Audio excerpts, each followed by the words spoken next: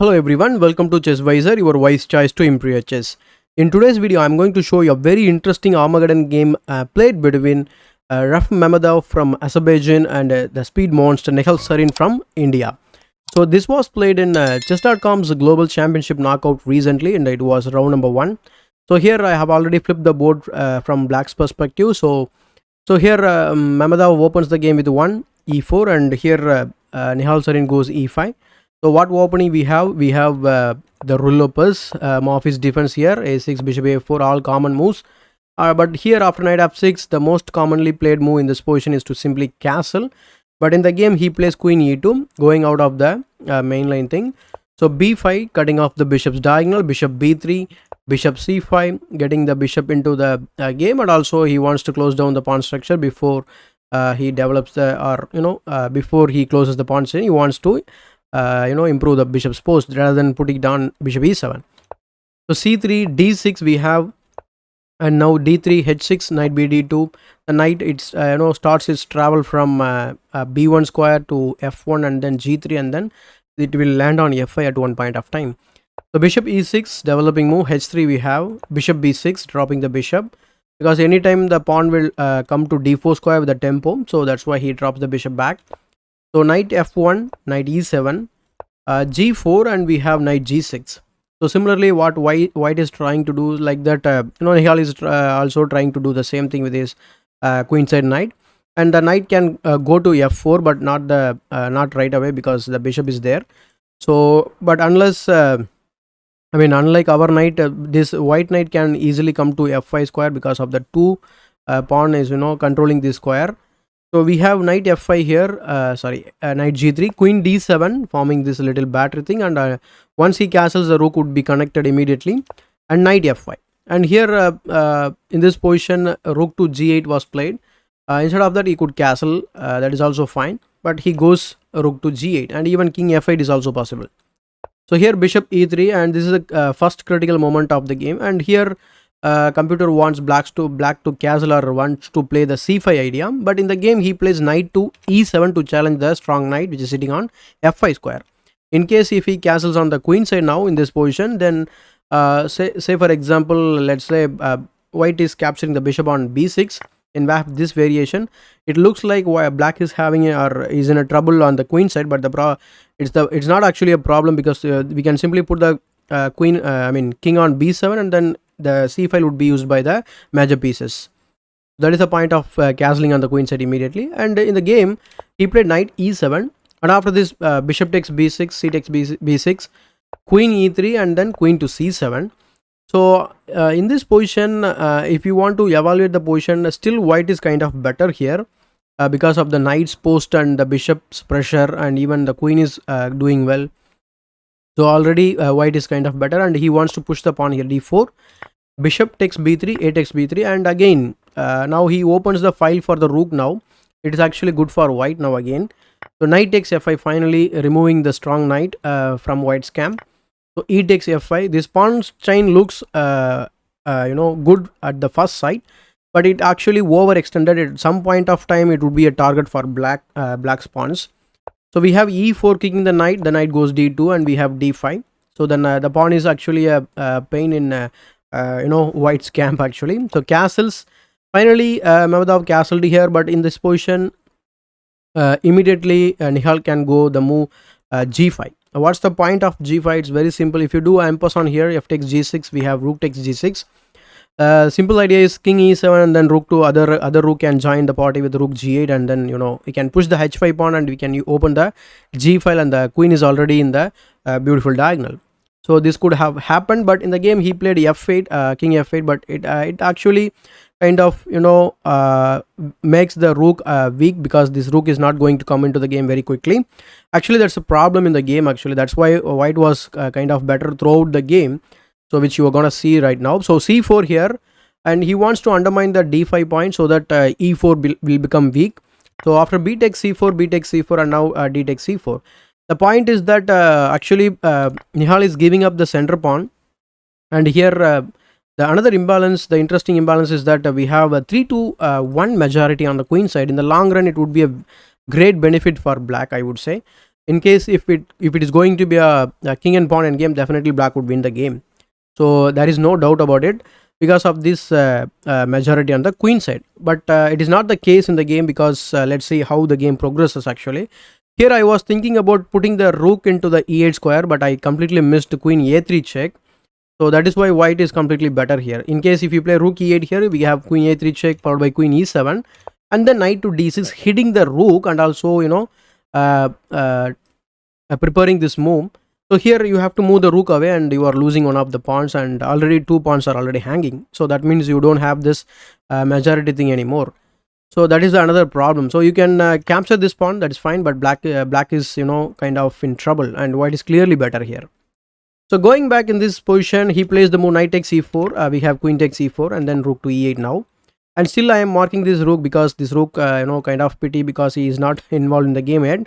So let's say okay, let's continue the game. He plays queen f3, a5, rook fe1, because a6 was hanging, so he played a5. Rook fe1, rook d8, challenging the pawn. Rook e4, defending. G5. Now he plays the g5 move here. So after this, rook e1, queen d6 we have. And in this position, after queen d6, in the game, he played queen c3. To have or to possess the advantage or continue with the great advantage, white should have played this move. Rook e7. You might be thinking about capturing the rook twice on e7. But the problem is this ending is clearly winning for white. It's because there are few parameters we should assess in this type of end games, like pawn structure, and most importantly the king safety. Whose king is safer is very important. Say for example, whoever is having the queen in this type of end game, his king should be in safer side, right? So if you look at white's camp right now, I think white's king is completely safe. And another thing is, if you look at black's camp, okay, the rooks are connected, they can use the rook to attack a same square with the two rooks, okay, but the queen can only attack or defend only once, right? So this looks logical, but the thing is your king is not that much safe, and also your pawns are scattered, and you will be this queen will go Pac-Man mode and grab all the pawns. So that's a problem here. So let's say queen c6, and if you try to grab any of these pawns, you can grab it, but one of these pawns would be falling, and once this pawn falls, I think black cannot defend these two pawns, and yeah, the passer would go stronger, I think. So considering all this, considering I think it is a rapid game, they didn't go this line.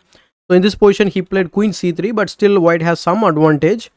So king g7, queen takes e4, and now he lost one pawn here. In this position, instead of capturing, the better way to continue the position is to play this move, queen to d5 check. So it's an interesting move actually, because after king h7, you're gonna play moves like rook e7. You're hitting the pawn here. Rook d7, rook takes d7, queen takes d7, and now queen takes c4. Still white is clearly better. So going back in this game, he plays king g7 after this capture, queen takes e4, rook c8, attacking the queen b5, rook g d8, and now all of a sudden white's advantage has been neutralized here, and now black doesn't have any problem at all. So rook 1 e3, then rook queen f6, queen e5, trying to trade, rook c4, and now Mamedov decides to trade the queen here. And after this, again, as I was mentioning earlier, now black doesn't have any problem at all, and now he is completely equal. So rook e7 going after the 7th rank now. So rook c takes d4, rook b7 going after b6, and now that allows him to double on the 7th rank. So rook e7, rook f8 defending, rook e2, h5, and now he plays the move pawn f3, and after this move h takes g4, and we have h takes g4. In case if you play f takes g4, then h pawn will come under pressure. That's why he takes with the other pawn, because this file is semi open now. So rook to d8, king g2, and rook b3, rook e7, rook takes b2 check, king g3, and all of a sudden black's rook is very active, and more than that, and as I was mentioning again, these passes are getting stronger and stronger as the game progresses. So after rook f8, he plays rook e7, a4 here, rook a7, that was a mismark actually, sorry for that. So rook a7, rook b4, rook d7, we have b5, and now as again and again I'm reiterating the fact that the pawn is the passes are getting stronger and stronger. So now it reached a4 and b5 respectively. So rook d5 attacking the pawn or the base point, rook b2, rook a6 check, and now after king g7, he plays rook to d7, and after this king to g8. There is one interesting move here. I would point it out later again. So rook b7, that is f6 actually. Rook b7, and in this position, actually rook b7 was a blunder here. You could have tried rook h6 here. The point is that if white or black tries the same idea of putting the rook on the c file to go after this king like this, then we could play this interesting move f6. We cannot lift the rook just like that because your back rank is weak, and you cannot move the king to f8. It's because rook h8 is a checkmate. So that is the point of pushing or putting the rook on h6 as well as pushing the pawn on f6. So going back in this position, he plays rook b7. We have rook c8, rook h6 again. After one move, he simply tries the same idea, but now it is not working because after this move he is actually threatening mate in all sorts of rook checkmate is coming here. So he plays or he has to play rook h2 here, and again in this position, going back in this position, if you try moves like f6, then you are actually losing a rook, the whole rook here. Rook g1 checking h3, rook h1, and the h6 rook is falling now. So going back in the game, he plays rook h2 defending against the mate. So rook g1 check, and you will not believe me, and it is all happening in only actually Nihal was having only like 15 seconds in his clock without any increment. I think 10 to 15 seconds. So king h3, he was playing very precise moves after this because black is clearly winning here. So king takes h2, rook b1, and now again the passes are getting ready to pushed. So f4 here, gf4. There is nothing now black has to worry here. So g5, a3, rook a7, now b4. If you defend other pawn, the other pawn rolls. So it's very critical, very difficult for actually white to hold this position. He tries king h3, after that rook g1, and because as the rook is not pointing or defending, attacking the b4, then it's time to attack the other pawn, right? So actually black still, he needs to be very careful, otherwise the back rank is weak. So g6, f takes g6, and after f6 he plays f3, he pushes the other pawn. Rook a8 check, king f7, rook a7 check, and the last pawn falls. Rook a6 check, king f5, then rook a5 check, king f4, and rook a4, f2. There is no trick anymore.